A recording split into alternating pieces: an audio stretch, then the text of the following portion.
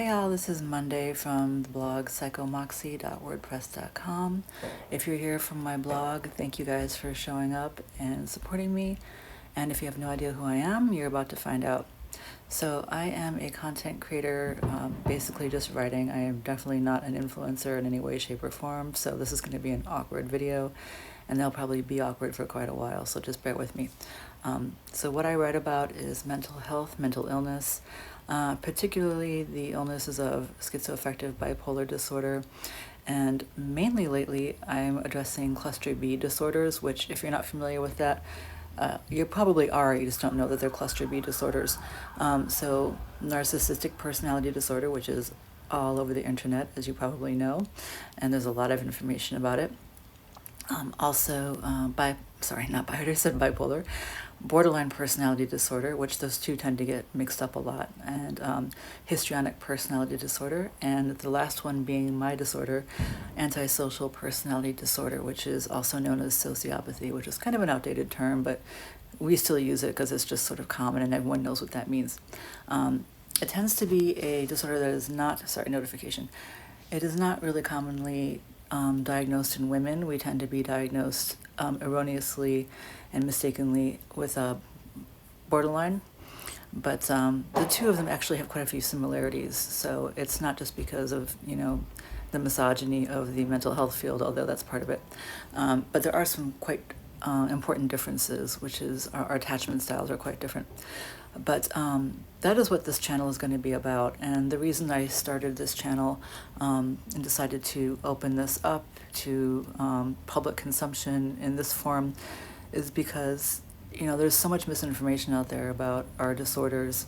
And I personally think that it's better to have the correct information.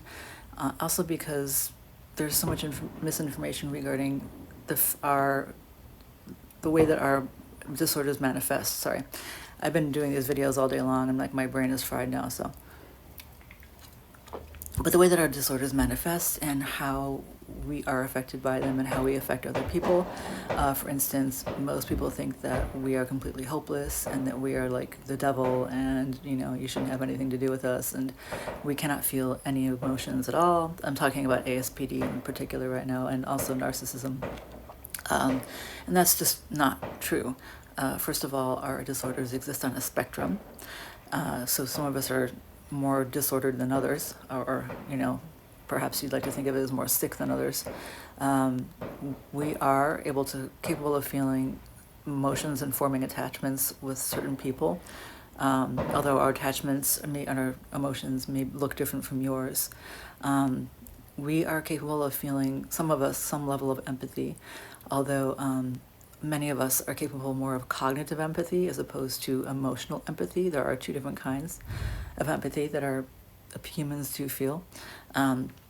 And we are capable of change because of the fact that our disorders exist on a spectrum.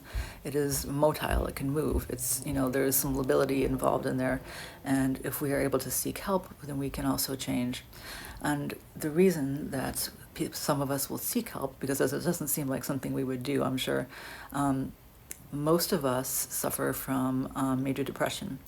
The reason for that being that because of the fact that humans are social creatures, no matter what our disorder is, we cannot escape our biology, and we tend to be very isolated people. And the isolation is our own fault, certainly, because of the way we behave towards other people and the way that we isolate ourselves from others by the way that we've handled our relationships or mishandled our relationships. And that results in depression oftentimes. And every single person I know that has a cluster B personality disorder struggles with depression on some level. And the mortality rate for people with cluster B personality disorders is very, very high. You can look at the statistics if you go to, so it's 4th of July. If you go to Google Scholar, don't look on YouTube, look on Google Scholar and look up these disorders for yourself. And look at mortality rates and suicide and depression for cluster B disorders, and you'll find that I'm right. So this is why I'm doing this, basically, because I have some empathy for my own people, and also because I've gone through quite a bit of depression myself. A little bit of my background story, just so you know the, why, and more of, a little bit background as to why I'm doing this as well. I was, okay, well, let me back up a little bit more even. The reason that all of us have got a cluster B personality disorder, every single person, is because of abuse and trauma from childhood. And usually not just, dad smacked me across the head once in a while. I'm talking about long-term repeated abuse that's generational. So what I'm saying is that, like, your grandfather, your great-grandfather, your mother, generation passed down to you of abuse. And it's usually more severe than the usual. Not that it's a pissing contest of any kind, but the sort of abuse, for instance, that I endured was what could be considered to be torture. I was raised around pedophiles, and that's the kind of abuse that I endured as a child for many, many years, and other kinds of torture as well.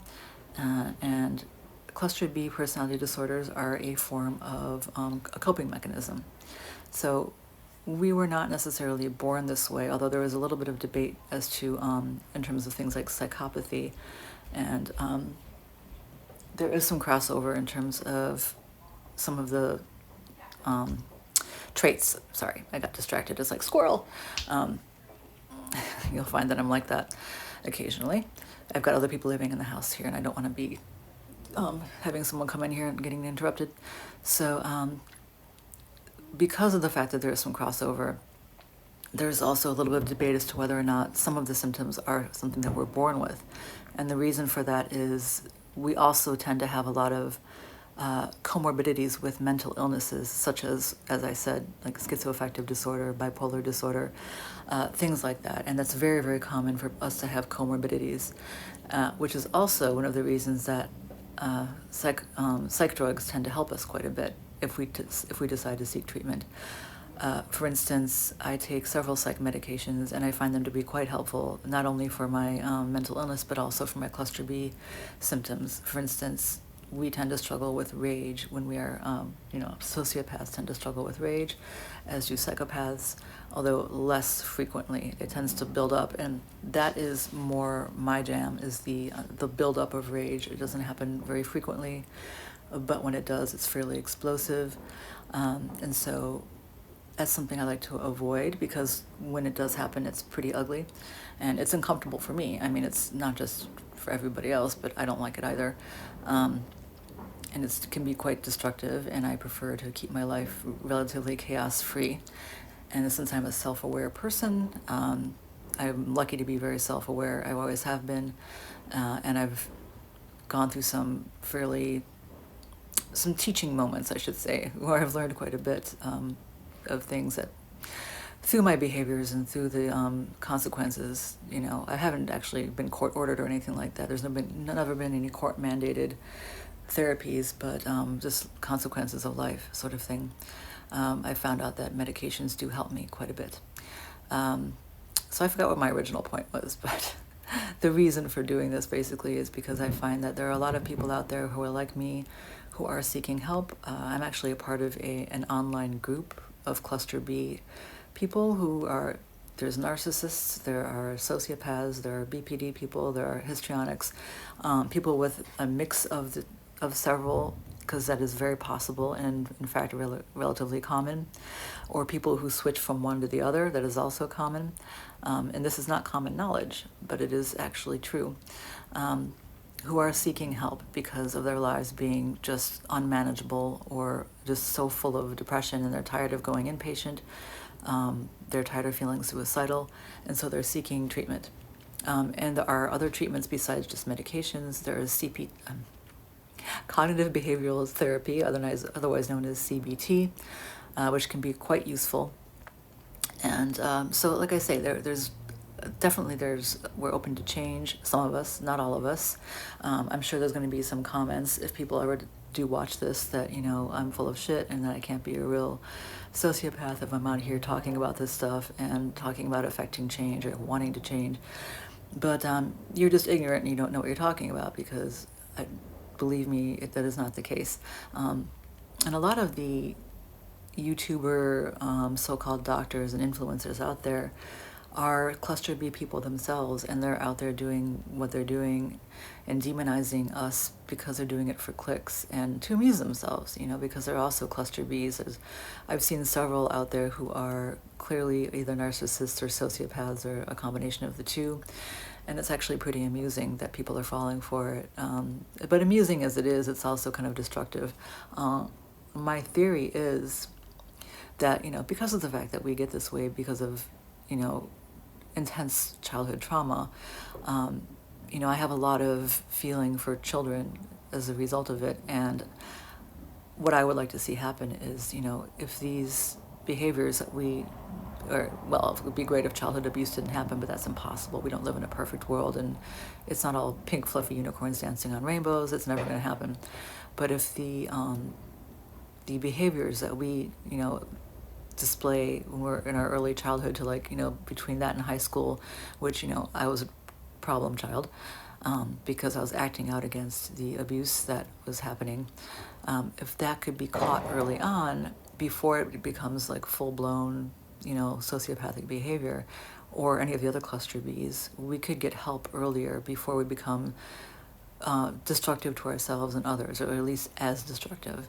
And so we'd have a lot less people out there dealing with the fallout of our behavior, and we wouldn't be dealing with the fallout of our behavior, and life would be better for everybody. And I think as someone who's trying to be more pro-social and a less, for a happier person myself, I think that sounds like a pretty good idea. We could be helped, and you all could be helped too. So unless you're one of those pearl clutchers who's like, that's impossible, and you're just all evil, I think that it's a reasonable expectation and a reasonable thing to expect that there could be more research being done if people had real information out there, as opposed to what's happening right now, which is the fact that everyone is talking about, any boyfriend who disses you or treats you badly or, lies to you is a gaslighting narcissist. That dilutes the reality of the diagnosis, because you can't armchair diagnose anybody. You can't just, start calling everyone who pisses you off a narcissist. There's criteria. There are tests that are done.